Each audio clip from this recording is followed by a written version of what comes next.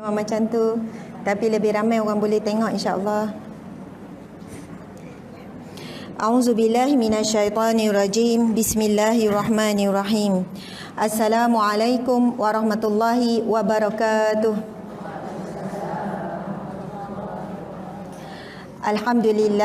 Alhamdulillahi rabbil alamin. Hamdan lillah, salatan wa salaman ala rasulillah, sayyidina wa maulana wa habibina wa syafi'ina Muhammad ibni Abdillah wa ala alihi wa ashabihi awliyaillah. Alhamdulillah, segala puji bagi Allah yang maha penyayang, yang maha pengasih. Allah ya Rahman, ya Rahim, ya Wadud, yang maha pengasih, yang maha penyayang, yang maha cinta.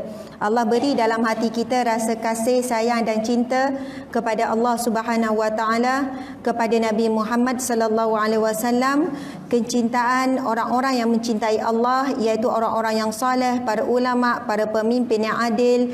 Dan Allah, moga-moga Allah beri kita kecintaan kepada jalan-jalan menuju kepada kecintaan kepada Allah. Antaranya adalah jalan-jalan majlis ilmu, jalan-jalan majlis zikir, jalan-jalan kebaikan, bersedekah dan sebagainya. Subhanallah.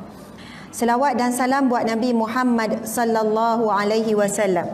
Allahumma salli ala sayyidina Muhammad wa ala ali sayyidina Muhammad kama sallaita ala Ibrahim wa ala ali Ibrahim wa barik ala sayyidina Muhammad wa ala ali sayyidina Muhammad kama barakta ala Ibrahim wa ala ali Ibrahim fil alamin innaka Hamidum Majid. Fil alamina, seluruh alam, innaka Hamidum Majid, sesungguhnya engkaulah Hamidum Majid, yang maha terpuji dengan pujian-pujian. Subhanallah, alhamdulillah. Bersyukur pada pagi ini kita telah memulakan hari. Bagaimanapun kita bermula pagi tadi, bagaimanapun kita tidur malam tadi, dengan sedih ke, dengan kecewa ke, tapi rupanya setiap pagi yang kita mulakan, insya-Allah itu sebagai tanda Allah nak buka lembaran baru, hari baru untuk kita melakukan perubahan. Subhanallah. Perkara yang paling susah kita nak buat adalah ubah manusia lain. Tapi benda yang dalam tangan kita, kemampuan kita adalah ubah diri kita. Kita tak mampu nak ubah orang-orang yang kita sayang, kitalah berubah untuk redha dan menerima mereka seadanya. Mudah-mudahan bila Allah tengok kita dah mula redha, dah faham ujian Allah, sebenarnya nak ubah kita supaya jadi hati lebih lembut, hati lebih redha dan bersangka baik dengan Allah. Akhirnya Allah bagi apa pada kita? Perubahan orang-orang yang kita sayang, orang yang kita harapkan. Subhanallah. 2 hari 3 hari ini selepas kes saya dikejar tu kan, perompak tu, mungkin ramai juga orang yang tahu cerita, ada yang tak tahu. Tiba-tiba dia ada glamour sekejap kan. Sebab memang antara tujuan saya post tu, masukkan tip tu nak bagi peringatan, sebab pengalaman saya berlaku pada saya tu saya rasa sangat berharga. Lepas tu viral lah sekejap, viral juga artis kan. Feeling artis sikit. Jadi daripada tu meningkat jugalah berapa follower dan sebagainya, yang baru ikut, yang baru kenal dan sebagainya. Mudah-mudahan ini satu maksudnya satu pertemuan yang baiklah yang diatur, walaupun bertemu mungkin atas cerita tu, betul kan? Jadi insya-Allah pada pagi yang barakah ini kita sambung pengajian kita. Kemudian kita mungkin ambil masa dalam 15 minit, 20 minit macam tu untuk menjawab soalan yang ada di Facebook. Boleh ya? Bila dah meningkat sikit follower ni, maksudnya bukanlah follower, kawan-kawan. Jadi lambakan banyak sangat soalan. Soalan bagaimana nak berhadapan dengan maksiat suami bermaksiat kan. Suami bawa balik teman wanita depan mata melakukan zina. Sebenarnya cerita tu dah berapa kali dah saya terima aduan. Terutamanya bila isteri tu berpantang. Sepanjang berpantang tu suami bawa balik je perempuan. Lepas tu dilarang, isteri kena tidur dekat luar dengan anak-anak. Yang kes macam tu banyak saya terima, banyak.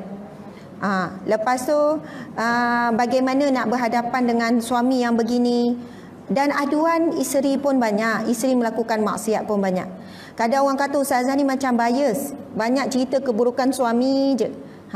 Tapi memang yang banyak mengadu wanita, tapi ada juga yang lelaki, supaya bagi peringatan kepada para wanita. Dan kalau ceramah saya pula, kuliah kita pula, banyak bagi peringatan pada wanita, betul kan, supaya jadi isteri yang baik, insya-Allah. Jadi hari ini pun saya ada buat iklan dekat Facebook tu, saya nak sentuh sikit bab etika pembebelan. Macam tu, kelebihan membebel dan etika membebel dengan betul. Boleh tak berhenti membebel? Boleh tak?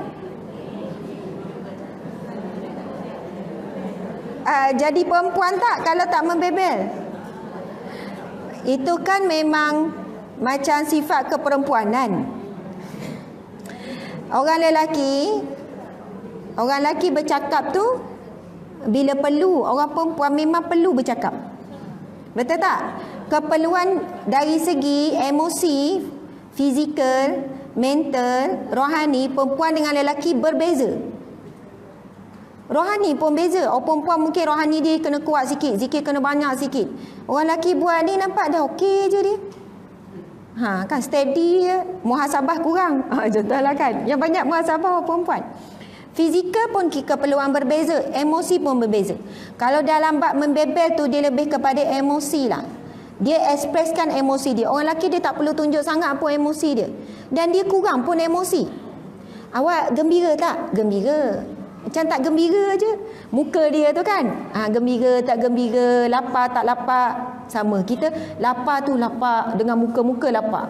Kalau kenyang, muka-muka kenyang. Betul kan? Jadi, Islam ni bukan satu agama yang tak mengiktiraf emosi wanita ni yang perlu membebel tu. Tapi biarlah kita belajar membebel dengan etika yang betul. Jadi insya-Allah. Hari ni nak sentuh kita tajuk tu dan kelebihan membebel. Ada banyak kelebihan manfaatnya. Okey, subhanallah, kita sambung muka yang ke berapa ni?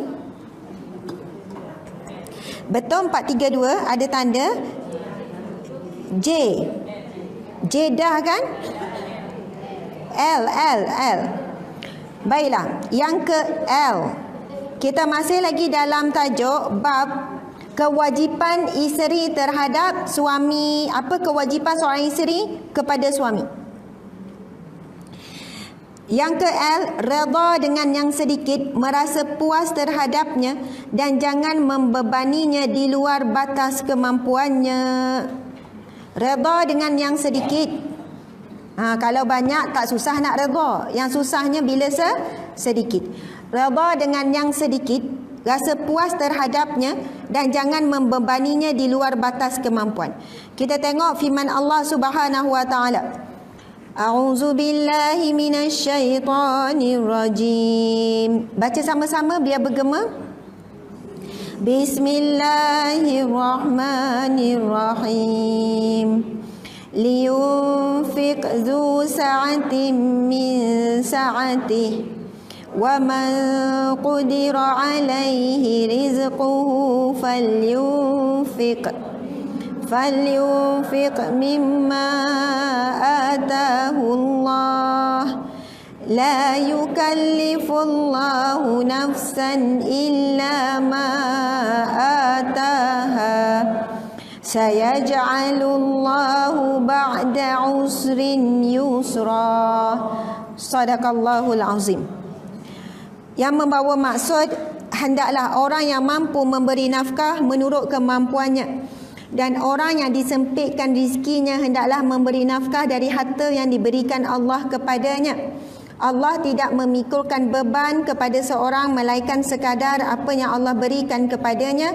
Allah kelak akan memberikan kelapangan sesudah kesempitan. Surah At-Talaq ayat yang ke-65. Subhanallah. Bab berkenaan dengan nafkah suami, yang wajib suami bagi nafkah asasnya adalah 3. Pertama, tempat tinggal. Yang kedua, pakaian. Dan yang ketiga, kalau dari segi fizikal ni, yang ketiga,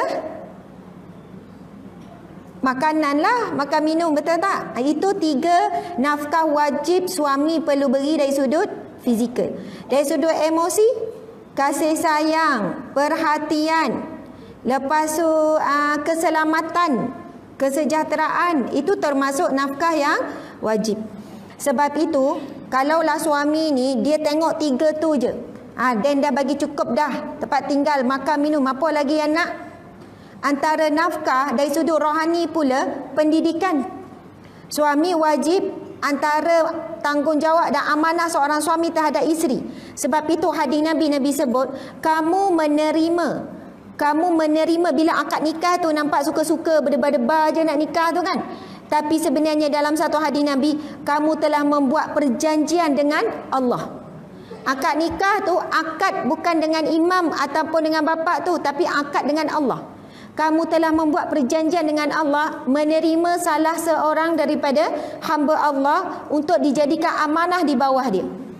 Sebab itu di antara tanggungjawab yang ramai para suami tak perasan, tak sedar, tak ambil berat, iaitu tanggungjawab mendidik isteri menjadi isteri yang baik. Menegur, kalau tak mampu dia nak didik, galakkan isteri tu pergi kuliah, pergi dengar ceramah, beli buku-buku yang sepatutnya dan sebagainya. Jadi kadang suami sendiri malas menuntut ilmu, betul kan? Kita yang ada kesedaran, kita cari ilmu sendiri. Jangan salahkan suami pula. Maksudnya kadang-kadang tu kita perlu bertindak sendiri supaya kita nak suami tu menjalankan tugas dia. Seorang isteri yang baik, antara ciri-cirinya isteri yang solehah, dia membantu suaminya untuk menjadi suami yang baik. Bukannya dia menyalahkan. Sepatutnya tentang tanggungjawab awak ni. Awak sedar tak ni? Awak tak ada didik saya pun, awak tak ada tegur saya, tak tutup aurat pun. Kan kita dah tahu benda tu. Awak yang tak tegur saya, awaklah yang tanggung. Nampak kan? Jadi seorang isteri yang baik, isteri yang solehah, dia membantu suaminya untuk menjadi suami yang baik. Nak jadi suami yang baik, tugas-tugas sedilah. Yang kedua, untuk jadi suami yang baik juga, dia perlu jadi anak yang baik kepada ibu bapa dia. Betul kan?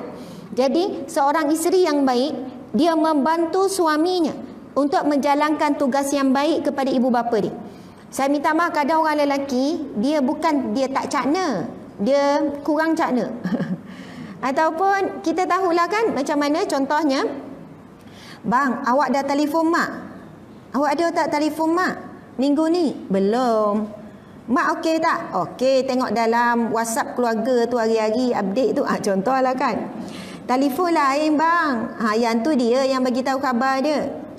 Bang, mak ni birthday ni nak beli apa? Tak yalah, orang tua nak beli apa lagi? Beli bang, kita tolong beli. Betul kan? Bang, ni bila lama tak balik, minggu ni kita balik rumah mak. Bukan mak kita. Maksudnya kita ni membantu ingatkan suami ni tentang tanggungjawab dia. Subhanallah.